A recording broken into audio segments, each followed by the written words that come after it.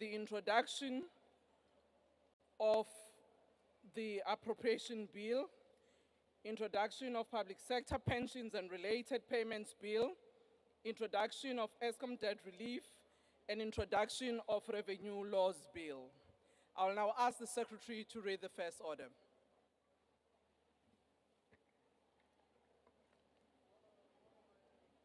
Introduction, appropriation bill and tabling of division of revenue bill.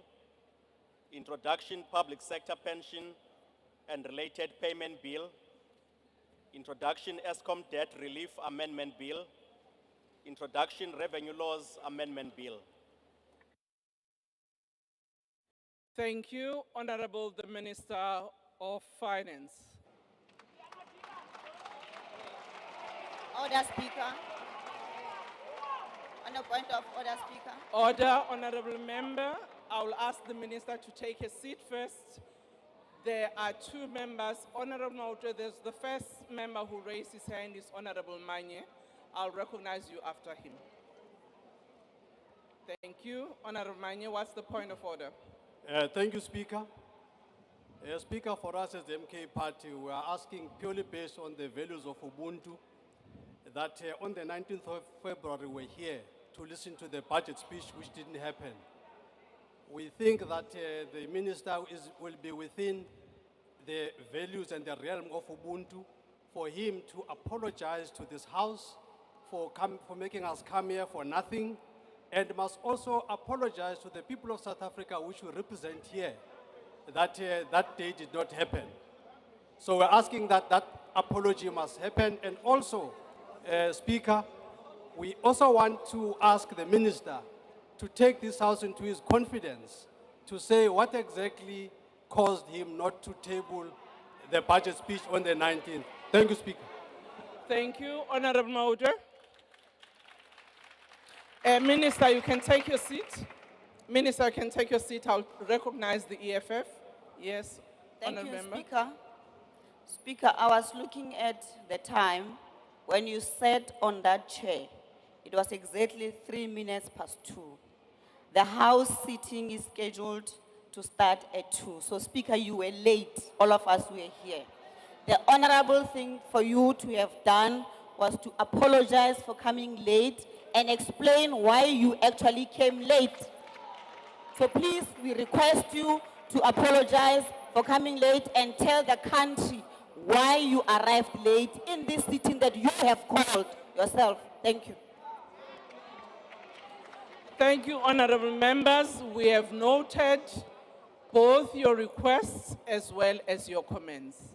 I want to remind honorable members that during the sitting on the 19th, we never proceeded to be the sitting. We gave an opportunities for parties to express themselves. Members of the executive were here, the leader of government business were here, and I'm sure the minister in presenting the budget have noted the concerns that have been raised then and have noted the concerns as they have been raised now. And I will leave it to the minister to then deal with the matter. Secondly, Honorable Mautre, indeed, we start at 2. Oh, yes, sir? Okay, can you allow me to assist the minister? Well, let's not do what we usually not do in this House. We have decorum, we respect one another, and we allow the speaker to do what she has to do. Indeed, we're supposed to start at 3. We started. Okay. On Wednesdays, we usually start at 3, but today, because of the presentation of the budget, we started 2. We do apologize because there were a bit of, people here on the aisle, which the Sergeant at Arms was trying to remove. I was here before 2 p.m. But we do apologize that we did not start exactly on the time as you requested. And all of us know that last time we had a not so kind dress rehearsal for a budget which will now be presented, but we are now asking the Minister of Finance.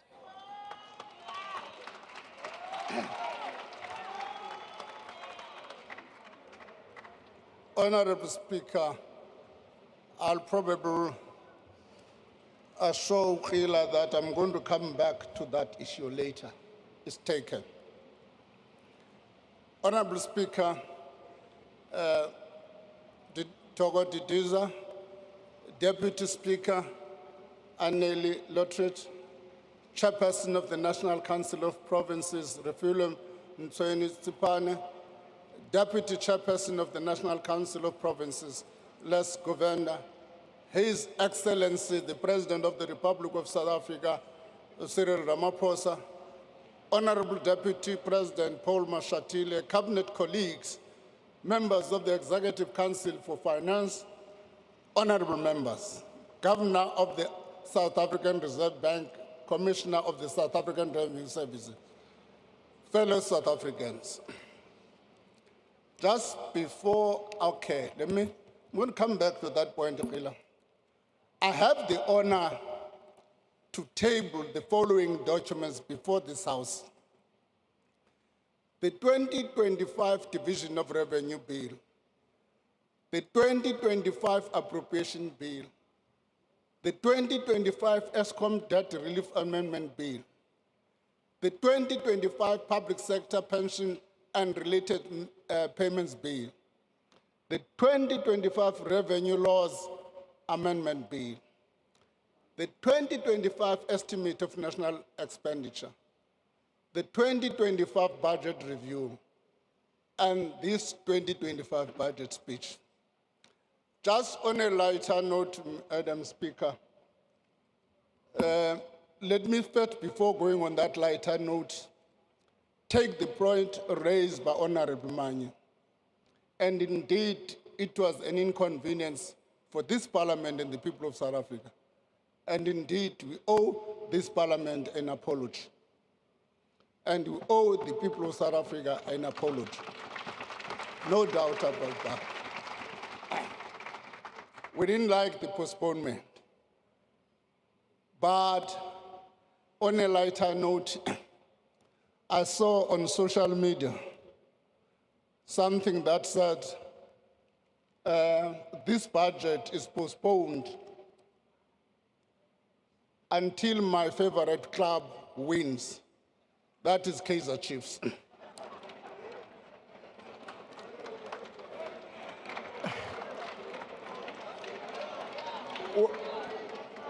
In cabinet,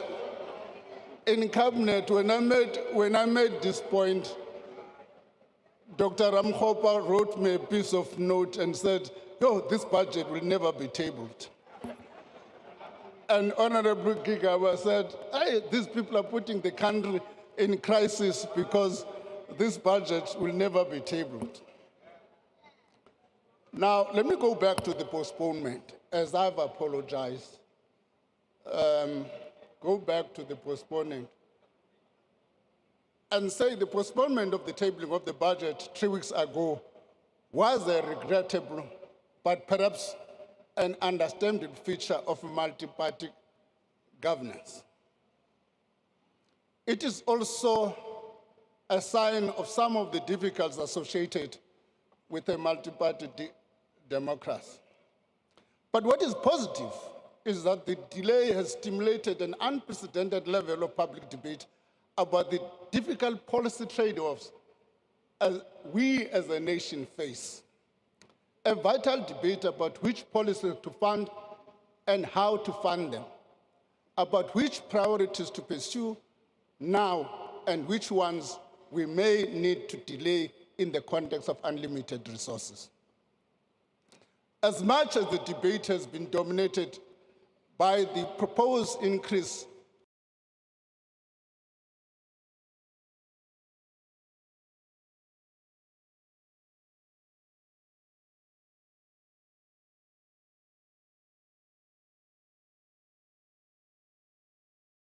growing larger resources with it would give us more fiscal room to meet more of our developmental goals.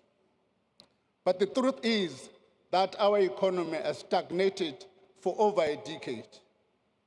In that time, GDP growth has averaged less than 2% far below the level required to meet our expanding list of needs. In 2024, the economy grew by only 0.6%. Over the medium term, GDP growth is projected to average 1.8%. To meet our goals of redistribution, redress, and structural transformation, the economy needs to grow much faster and in an inclusive manner. This is the central objective of the current administration. Today's budget proposes a bold and pragmatic approach to achieve this formidable task. It calls for macroeconomic stability supported by sound fiscal policy, for the deepening of structural reforms to remove the obstacles to growth and job creation, and for scaling up infrastructure to unlock the productive capacity of the economy while building a capable state that supports all these efforts. The budget remains committed to a balanced fiscal strategy. As projected in the 2024 medium-term budget policy statement, a budget primary surplus of 0.5% of GDP will be achieved in the 2025, and this will grow to 0.9% in 25-26. Government debt will stabilize at 76.2% of GDP in 25-26, while the consolidated budget deficit also narrows to 3.5% by 27-28. Madam Speaker, as debt stabilizes, a growing surplus will enable the government to reduce debt service cost as a proportion of revenue. Some of these savings will be used to build up fiscal buffers that we need as protection against future economic shocks. Shocks like the COVID-19 pandemic and other uncertainties stemming from the rising geopolitical tensions and the global economic ramifications thereof. Debt service costs will amount to 389.6 billion in the current financial year. This translates to 22 cents of every rand we raise in revenue. It is more than what we spend on health, the police, or basic education. We must reverse this trend and prevent the cost of debt from taking away resources that could otherwise be spent on our pressing social needs or to invest in growth. In this regard, our fiscal strategy stabilizes debt service cost as a percentage of revenue in 24-25 by maintaining a primary budget surplus. The ESCOM debt relief arrangements are also effective and contribute to improved fiscal position. ESCOM is now in a much better fiscal position than in 2023 when the debt relief was originally announced. As a result of these improvements, we have decided to simplify the final phase of the debt relief package. The last 70 billion debt takeover will now be replaced with a 40 billion in 2025-26, 10 billion in 28-29. This will result in a saving for the government of about 20 billion rand. Honorable members, these fiscal improvements are important milestones on our path to fostering a stable macroeconomic environment. That is a prerequisite for a higher level of growth that promotes job creation, improve public services, and reduce inequalities. Our strategy to achieve faster growth remains anchored in the following 4 pillars: maintaining macroeconomic stability, implementing structural reforms, improving state capacity, and accelerating infrastructure investment. Maintaining macroeconomic stability, inclusive of prudent fiscal policy, promotes stable prices, lowers interest rates, and enhances the country's resilience to external shocks. This creates a conducive environment for investment. Implementing structural reforms removes impediments to growth and creates a solid foundation for a higher and sustained economic growth. Madam Speaker, it was out of this realization that economic growth and fiscal stability are mutually reinforcing that Operation Vulindlela was formed as a joint venture between Treasury and the Presidency to fast-track the implementation of the structural reforms. Its objective were to stabilize the supply of electricity, create a competitive and efficient freight logistics system, reduce the cost and improve the quality of digital communication, ensure a stable quality supply of water, reform the visa regime to facilitate skilled immigration and support tourism. Since its establishment in 2020, Operation Vulindlela has made real progress in achieving these objectives. For example, the energy reforms have created 22,500 megawatts pipelines of projects. More than 10,000 megawatts are formally registered with NASA, which is of the last step in the regulatory process. These projects will contribute to reducing power cuts. The freight logistic roadmap was approved. The roadmap allows private sector participation and gives third-party access to any operator without discrimination in accordance with the network statement. The cost of 1.5 gigabyte data bundle has declined by 51%, allowing individuals and small businesses to access more affordable data. The water use license backlog has been cleared, unlocking billions in investment and freeing projects that had stalled because of the backlog. The water quality regulatory system was reinstated for the first time since 2014. This is the green drop, blue drop, and no drop certification that enables effective intervention in supporting failing municipalities to provide clean water to citizens. E-visas for travelers from 34 countries have been introduced to significantly boost tourism. The Trusted Employer Scheme has been established to fast-track visa process for major investors. These achievements have eased economic bottlenecks and built on the successes. So phase 2 of OV will focus on the following: through existing reforms in energy, water, logistic, and visa system. Strengthen local government in improving the delivery of basic services. Harnessing digital public infrastructure as a driver of growth and inclusion. And creating sufficient productive and inclusive cities. Madam Speaker, infrastructure is a key pillar of our growth strategy. It is the bedrock for economic development, a key source of jobs, and an avenue for scaling up service delivery. This budget reflects that understanding. Allocation towards capital payments are the fastest growing area of spending by economic classification. Public infrastructure spending over the next 3 years will amount to more than 1 trillion rand. The spending will focus on 3 sectors: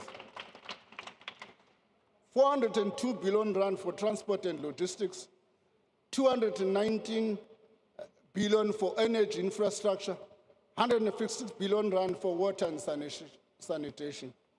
In transport, the South African National Roads Agency will spend 100 billion rand over the medium term to keep the national road network in good condition.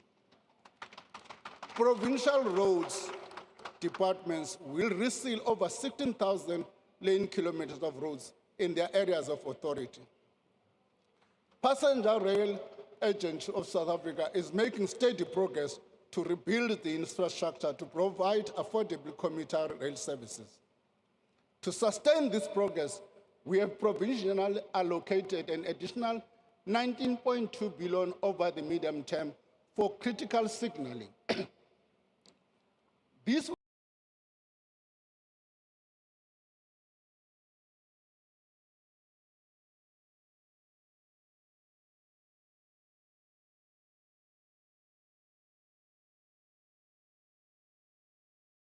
but catch a train every 10 minutes.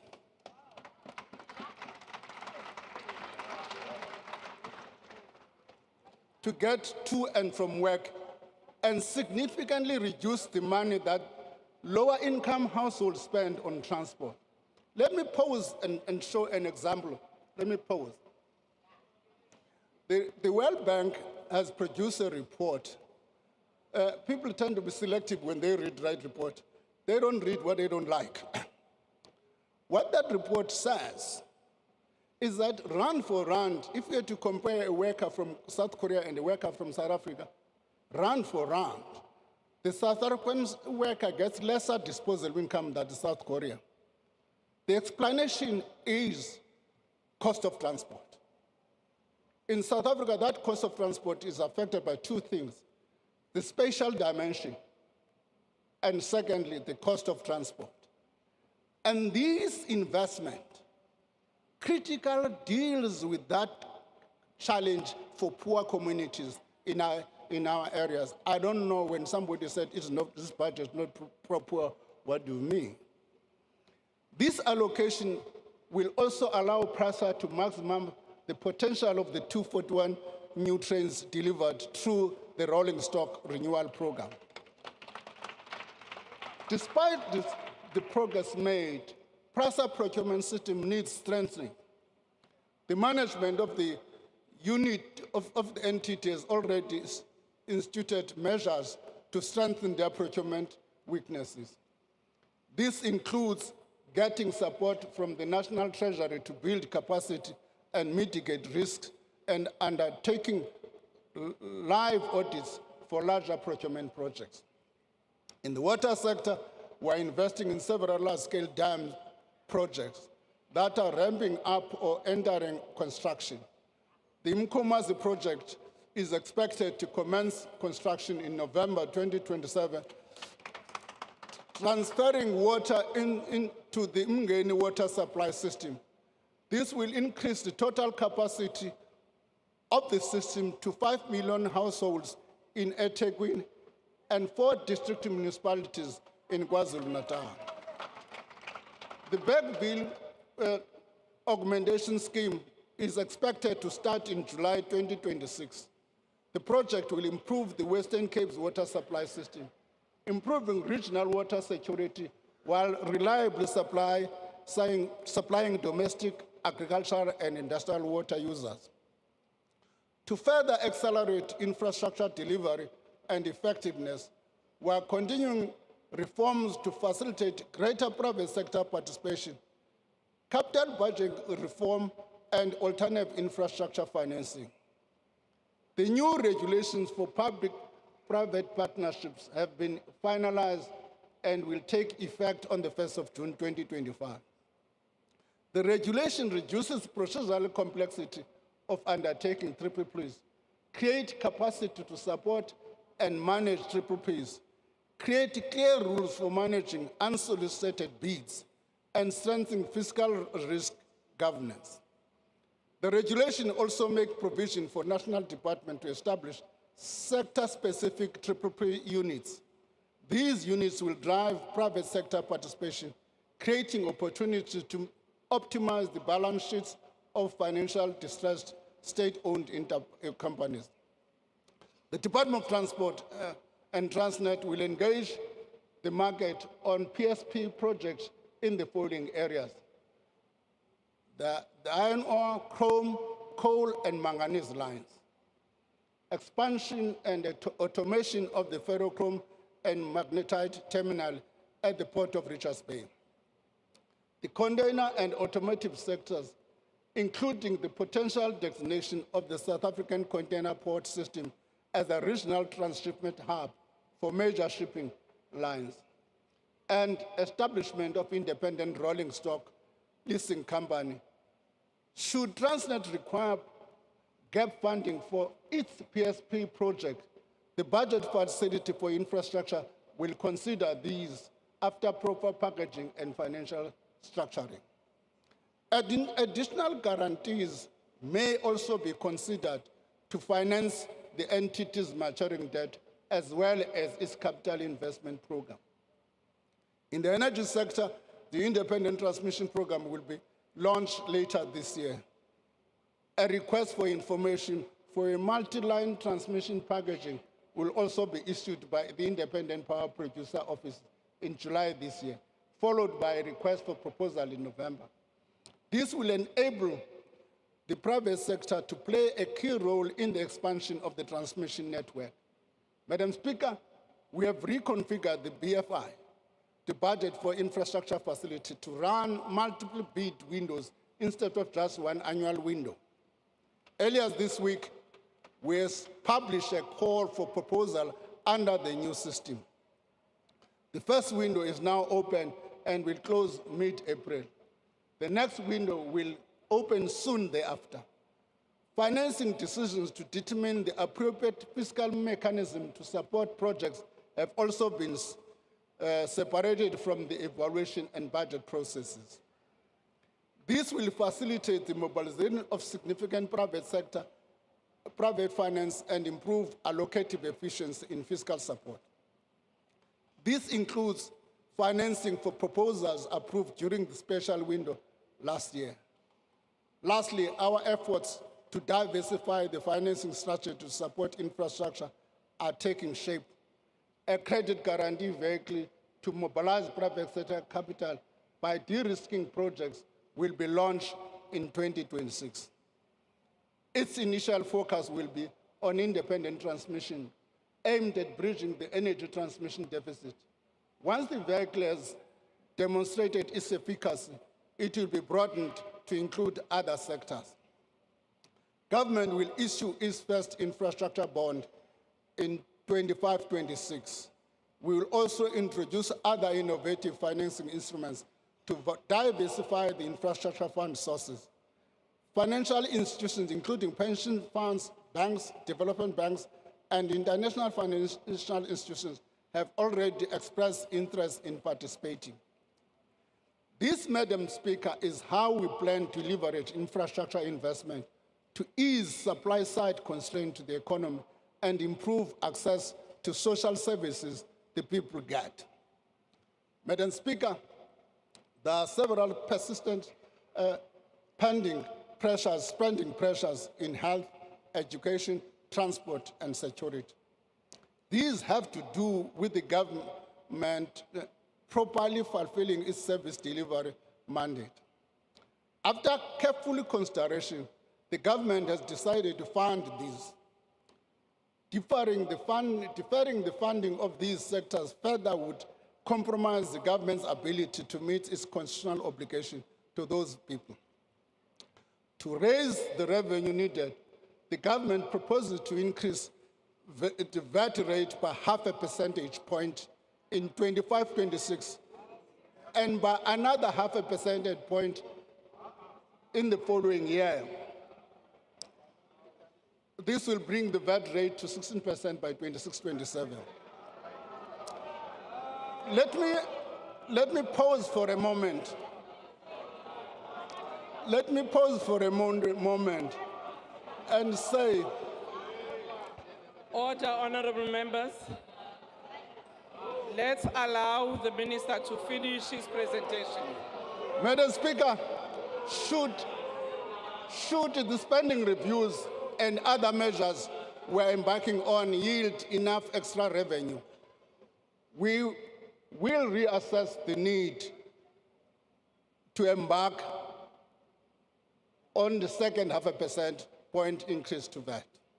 Government also proposes no inflationary adjustment to personal income tax brackets and medical tax credits. These measures will raise 28 billion in additional revenue in 25-26 and 14.5 billion in 26-27. Madam Speaker, this decision was not taken lightly. I can tell you now, no Minister of Finance is ever happy to increase taxes. We are aware of the fact that a lower overall burden of tax can help to increase investment and job creation and also unlock household spending power. We, however, have had to balance this knowledge against the very real and pressing service delivery needs that are vital to our developmental goals.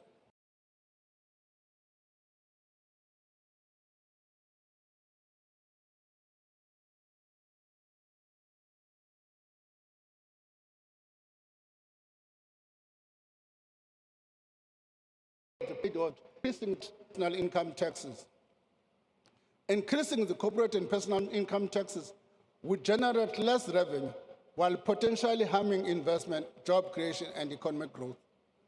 Corporate tax collections have declined over the last few years, an indication of falling profits and a trading environment worsened by the logistic constraint and rising electricity cost. Furthermore, South Africa's corporate income tax collections are already higher than most of our peer countries. On the other hand, an increase to the personal income tax rate would reduce taxpayers' incentive to work and save. Our top personal income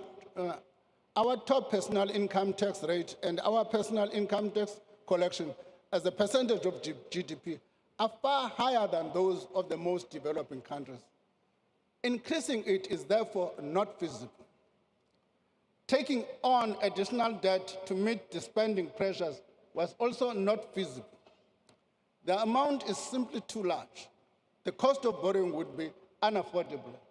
Our sub-investment credit rating would also make this level of borrowing costlier and put us at a risk of even further downgrowth. Madam Speaker, VAT is a tax that affects everyone. By opting for a marginal increase to VAT, its distributional effect and impact were costly considered. The increase is also the most effective way to avoid further spending cuts and to enable us to extend the social wage. The government is very aware of the cost of living pressures faced by households, including higher food and fuel prices and rising electricity and transport costs. This is why we are taking concrete steps to protect vulnerable households. This is done through providing social grant increases that are above the inflation, expanding the basket of zero-rated items to include vegetables, dairy liquid, blends, meats and poultry products.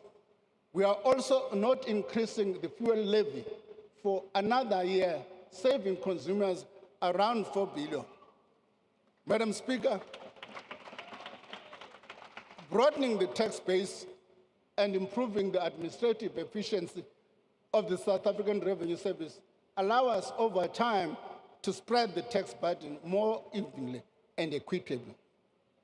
With this in mind, SARS is allocated 3.5 billion in the current financial year and an additional 4.4 billion over the medium term. That takes the total SARS allocation to 7.5 billion over the medium term. By the end of February this year, SARS reported a significant increase in undisputed debt. This means billions of rand are owed to the state. The revenue collector has also detected 156,000 taxpayers who are not registered and who have not filed despite their substantial economic activity. We therefore call on all South Africans to comply with the law and support SARS in its endeavor to collect the revenue that enables government to fund and provide critical services. I also want to emphasize the importance of tax compliance. I thank all compliant taxpayers who pay their fair share of taxes. I also encourage those that are not compliant to do the right thing. The rewards of our tax compliance and efficiency take time. Once again, the investment we make today in SARS will allow us to collect at the time to make improvements. Madam Speaker, the revenue proposed through the tax measures announced in this budget will contribute largely to us providing 232.6 billion in additional funding to key programs over the medium term. This amounts to 102 billion in 25-26, 68 billion in 26-27, 62 billion in 27-28. The funding is for spending pressures for infrastructure investment, social protection, a higher than anticipated public service wage bill, a provisional allocation for critical frontline services. Honourable members, in the last year alone, public sector health system lost close to 9,000 health workers. We did not have enough money to retain or replace them, even after reprioritizing funds budgeted for consumables and medicine. Accruals in this sector, which is the money owed by department to vendors for service already provided, also ballooned to 22 million. Let me just dramatize this thing. How it works is that in a Department of Health in a province, they pay, you provide services. The Department of Health does not have money to pay you now. They are going to wait for April. In April, they pay you with the new money for the previous year. The second year, in 25-26, they don't have money to pay for the new ones. So it can't be allowed to go on like that. It can't be allowed to go like that. Will be any responsible government if we allow such things to happen. And as a result, therefore, our health services are becoming dysfunctional. This means that the money allocated to departments ends up paying for previous year services and goods rather than for the current needs, setting off a vicious cycle of budget shortfalls, unpaid invoices, and a crisis in cash flow and the planning and the predictability of budgets. This is an untenable situation that we could not leave unresolved. As a result, consolidated spending, which exclude interest payment, increases from 2.4 trillion in 24-25 to 2.83 trillion in 27-28. Provinces will receive 2.4 trillion over the medium-term period. This budget includes allocation to support critical provincial functions related to health and education. We trust that the allocation will be used for their intended purposes. I must repeat, because these funds that are allocated to provinces go through what is called an equitable share. Once they become part of the equitable share, the decision to divide that money and allocate becomes a provincial one. And the provincial government is at liberty to use it in any manner it decides. And the final product is the loss of capacity in health services. The local government equitable share will increase from 99.5 billion in 24-25 to 115.7 billion in 27-28. This is to fund increases in the cost of bulk water and electricity costs provided for free to needy households. In 25-26, 83% of the local government equipment share provides free basic services package for R610 per month to 11.2 million poor households. Honourable members, this package of free municipality services continues to be a key tool for reducing poverty and inequality, raising living standards and facilitating access to a greater economic opportunity. Madam Speaker, a 3-year wage agreement has been reached, although the agreement exceeds the 2024 budget. In the medium-term budget policy statement projections, its duration reduces uncertainty in the budget planning. This agreement will cost an additional 7.3 billion in 25-26, 7.8 in 26-27, and 8.2 billion in 27-28. These are the companies that are outside matching for me. An amount of 11 billion rand provisionally allocated for the next 2 fiscal years for the early retirement initiative, whose intention is to attract younger employees into the public service. Preliminary savings are expected to average 7.1 billion per year over the medium term, long term.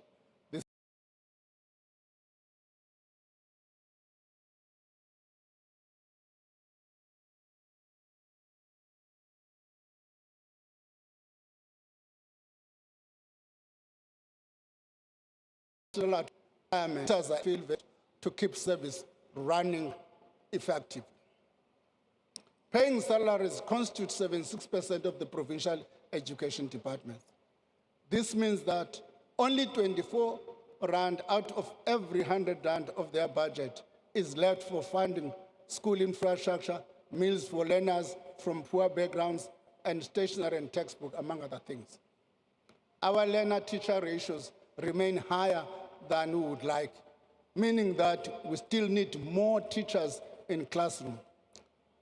To prevent compensation of employees from crowding out other equally important areas of spending, 19.1 billion is added over the medium term to keep approximately 11,000 teachers in the classroom. The foundation to building in the next generation of citizens who contribute economically and socially to this great nation is early childhood development. Despite this, the subsidy for early childhood development has not increased from 2019 level of 17 rand per day per child.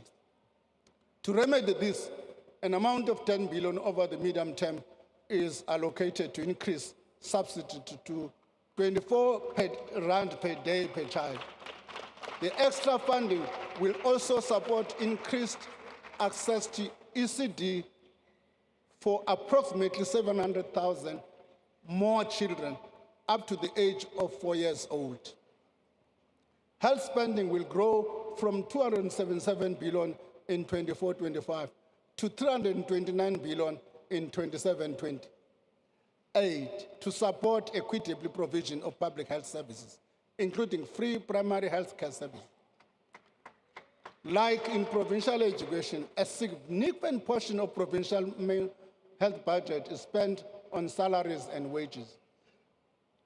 28.9 billion is added to the health budget, mainly to keep about 9,300 healthcare workers in our hospitals and clinics. It's also be used to employ the 800 post-community service doctors and to ensure that our pharmacists do not run out of medicine. Honorable members, social grants are allocated 284.7 billion rand in 25-26. This allows us to increase the old age grant, disability grant by 130 rand. Now let me tell you a story. I was working here in Waterfront. An old man comes to me and he says, "Thanks for the 150, but the 150 now is gone." He said, "But I don't need VAT."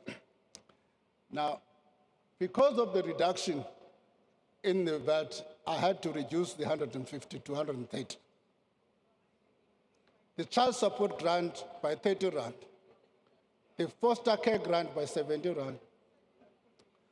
The COVID-19 social relief in its current form will be extended by a year to March 2026. 35.52 billion rand is allocated for this purpose. Let me correct a myth here. A myth that suggests that I'm trying to pose as two alternatives is either VAT or SRD. Didn't say that. What I did say is that the SRD has been a temporary grant. We have been debating to find a funding source for it so that it should not continue to crowd other spending. What we are attempting to do is to stabilize exactly that, to make sure that this grant is not only sustained, but it also does not crowd out other spending. We go on in this speech and in the previous one that leaked. Same sentence. As announced by the President in the State of the National Address, the SRD will be used as a basis for the introduction of sustainable form of income support for unemployed people. The future form and nature of the SRD will be informed by the outcome of the review of the active labor market policy programs. This is expected to be completed by September 2025. Madam Speaker, nearly 28 million beneficiaries will access social grants. The truth is that it is one of the most comprehensive social safety net among emerging economies. This reflects our commitment to addressing poverty and inequality while keeping our spending sustainable. In this budget, we have also made a provision to replenish the funding for our security functions and peacekeeping commitments. 9.4 billion is allocated to fund the Defence Force and correctional services. Over the medium term, 5 billion has been allocated to the Department of Defense to support South Africa's participation in the SADC mission in the Democratic Republic of Congo and to supplement existing peacekeeping activities. We will continue working with the Department of Defense on ways to change the composition of expenditure to modernize the defense force moving forward. Madam Speaker, combating financial crimes and corruption is essential to protecting the integrity of our economy and the institutions that foster stability and social well-being. Funds are allocated for enhancing the financial forensic and accounting capability in our law enforcement institutions, further strengthening our ability to detect and prosecute complex economic crimes. These efforts address recommendations from the Financial Action Task Force and the State Capital Commission, ensuring that we continue to fight money laundering and the financing of terrorism with urgency and precision. There are remaining issues that require work during the year, which may require funding later in the year. These include infrastructure projects in the BFI, the rolling stock fleet renewal program, accommodating population changes that impact on provincial equitable share, in particular the 3 provinces, strengthening capability in the Office of the Chief Justice, Statistics South Africa and the South African Revenue Service were already attending to it. An issue which has been raised is also the issue of political funding and infrastructure provision for real houses. Madam Speaker, our ability to deliver public service depends on having a competent, capable, and ethical state. Delivering a reliable and sustainable core services is a priority for this government. Our focus must remain on more effective and efficient service delivery and proper combination between personnel expenditure, operating costs, and the maintenance of physical facilities and assets, supported by professional and efficient administration. For over a decade, budgets have been trimmed across the board. While these measures have helped maintain fiscal discipline, they have often been implemented without a thorough interrogation of whether the funds we allocate truly support our national priorities. We must acknowledge that over time, budgets tend to grow incrementally, often carrying forward historical allocations without necessarily reflecting the evolving needs of our country. This approach has led to inefficiencies, misalignment, duplication, and in some cases, the continued funding of programs that do not yield the intended impact. We recognize the urgent need to address this. We are not deaf to the public concerns about wasteful and inefficient expenditure. We know that we must earn the taxpayers' trust every day by spending public money with care and ensuring that every rand collected is spent on its intended purpose. Since 2013, as part of the ongoing evaluation of the operation of government, national treasurers and provincial treasurers have undertaken 240 spending reviews. These reviews range from a number of things such as officer accommodation, fleet management, and so on. However, we have agreed, out of a long discussion with colleagues in government, including the president, that we need to focus on this area of spending reviews. And as such, change the institutional arrangements that we have and locate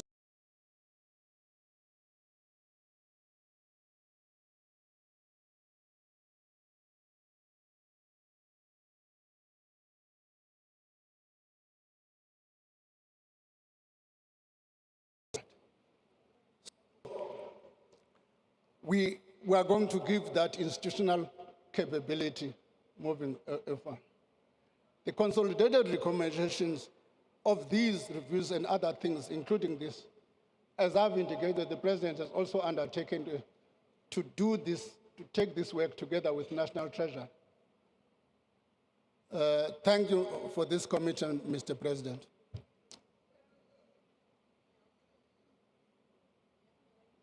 As the National Treasury, we are ready to take the lead to improve effectiveness and efficiency of spending. We will, together with the President, undertake an audit of ghost workers, starting within in national and provincial departments. Use the ongoing detailed review of labor market activity provision and public employment program to consolidate and rationalize to reduce duplications and improve operational efficiency across more than 100 active labor market programs in over 20 public institutions. The recommendation of this review will also be presented to Cabinet in due course. The entire public employment ecosystem. The aim of this review is Treasury will implement a significant changes to the budget process by reassessing the initial assumptions informing budget allocations with a view to creating room for improving spending. Madam Speaker, these reviews go beyond mere cost-cutting measures. They are allowed to systematically assess whether public expenditure is effectively aligned with the priorities of the government and whether it delivers the best possible value for money and impact for the people of South Africa while keeping us on the path of fiscal sustainability.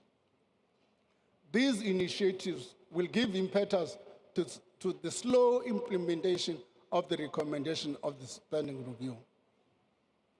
I call on ministers, MECs, DGs, HODs, and every official responsible for public funds to embrace these efforts and play their part.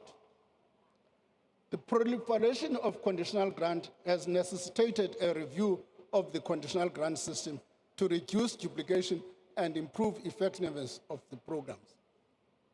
This project will implement the first phase of the recommendations of the review and include merging conditional grants in the basic education and agricultural sector. Preference-based conditional grants to metropolitan municipalities are also introduced, linked to institutional governance and financial reforms to improve services. Madam Speaker, the incentives in our current disaster management system are skewed towards relief and rehabilitation, when mitigation and readiness to minimize damage is the most cost-effective response. Our municipalities stand at the front line of disaster response, yet they are hamstrung by aging infrastructure, bureaucratic fragmentation, and limited to access to emergency funds. The priority is to reduce the administrative burden to access emergency funds. Every hour of delay costs lives and livelihoods. Continuous improvements are made to the grant system to incentivize municipality to access a variety of funding instruments for disasters. These include their own budget, the contingency reserve, conditional grant funding, and insurance. The budget allocates 1.7 billion to respond to future disaster over the medium term, while 4 billion is provisionally allocated to address backlogs recovery efforts for provinces and municipalities. The decline in municipality services is evident across cities. Towns and rural villages highlights the systematic challenges faced by this varying group of municipalities. As outlined by the President in his State of the Nation address, Phase 2 of Operation Vulindlela, the institutional structure of local government will be reviewed through the updating of the white paper of local government. In line with the Constitution, the principle of funds follow functions. The review of local government fiscal framework will examine how to appropriately finance local government relative to their functions and their form. Reforms to the revenue-generating service of local government, namely water and sanitation and electricity and refuse removal, are underway. So, the 8 metropolitan municipalities have met the minimum requirement for participation in the Financial Performance Incentive Grant, the Urban Development Financing Grant. Further allocations in the grant are dependent on municipalities meeting specific targets related sets out in their performance improvement action plans. For 25-26, this includes critical institutional governance and management changes to creating an enabling environment for local term investment infrastructure. By ring-fencing the revenues from these services and running operating surpluses, these business units can generate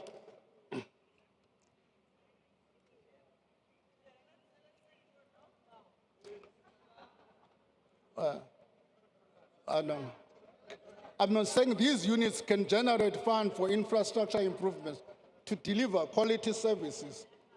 Madam Speaker, in conclusion, allow me to reiterate that through the policy choices we have made and the carefully targeted allocations we are proposing, the public institutions should be in a better position to continue delivering much needed services. This budget reflects our collective efforts to chart a path through difficult times to prosperity. It represents a vision of future and realistic assessment of the present, as well as the options available to us right now. This vision can only be achieved by making difficult but considered policy choices, choices that weigh up trade-offs and commit to a way forward. Honourable members, this budget is a product of a combined and careful consideration of the Cabinet of the Government of National Unity. Despite some minor disagreements, I must confess, that has done the difficult and necessary work of assessing the alternatives open to us at the current conjuncture in our growth journey. Honourable members, this budget is also a proposal to you as Parliament that has been democratically elected to represent the aspirations and interests of South Africans by confronting the difficult choices needed to move our country forward. It is in this spirit that I draw to the words of the Pan-African leader Amal Kabar, who advises us, always bear in mind that the people are not fighting for ideas, but for things for ideas, for things in anyone's mind. Order, They are honourable fighting members. to win Order. material benefits, to live better and in peace, and to see their lives go forward to guarantee the future of their children. The policy choices proposed here are about achieving these material benefits. They are about moving South Africa and all South Africans forward into a better, more prosperous and equitable future.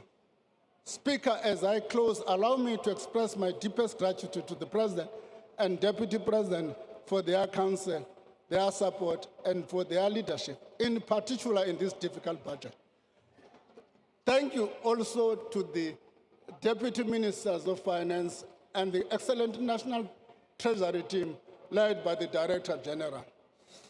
Thank you to the Commissioner for the South African Revenue Services and the Governor of the South African Reserve Bank for their astute stewardship of these two key institutions.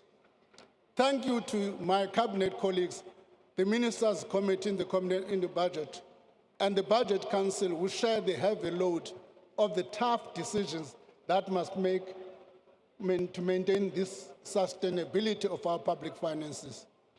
To the Parliamentary Standing Committees of Finance, Appropriation and Public Account, I express my sincere appreciation. And of course, out of this threat, without the support of my wife and my family, it would not have been as easy as, it would have been as difficult as. It was through the support from Mom Chawe that I've been able to withstand all this challenge.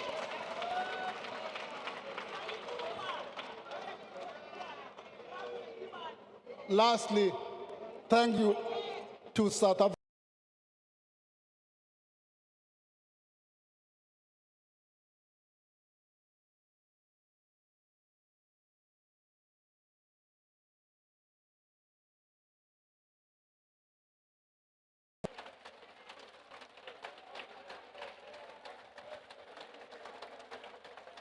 Thank you. Can I allow members to take their seats? Honorable members, order. We have now heard the minister tabling the executive statement, which is a budget. It is tabled here in the House. Now the task is for you as Parliament to then reflect on this budget through the relevant committees. The papers tabled, order. Order, Honorable Matata, order. Thank you. Honorable members, order. Order. Honorable members, just ignore the people that are going out. Allow me to address you. You have now heard the budget tabled. Order. Honorable members, you will have your chance to address the media as you go out. But for now, just listen. The budget has been tabled. It is now going to be referred to relevant committees to interact with the budget, which allows you an opportunity as public representatives to engage with this executive statement. And it will then come back for debate in this very House where you will express your views. For now, the House is adjourned and we thank the Minister for the budget. I request members to stand. Order. I request members to stand and wait for the presiding officer and the maids to leave the chamber. That concludes the business of the day. John.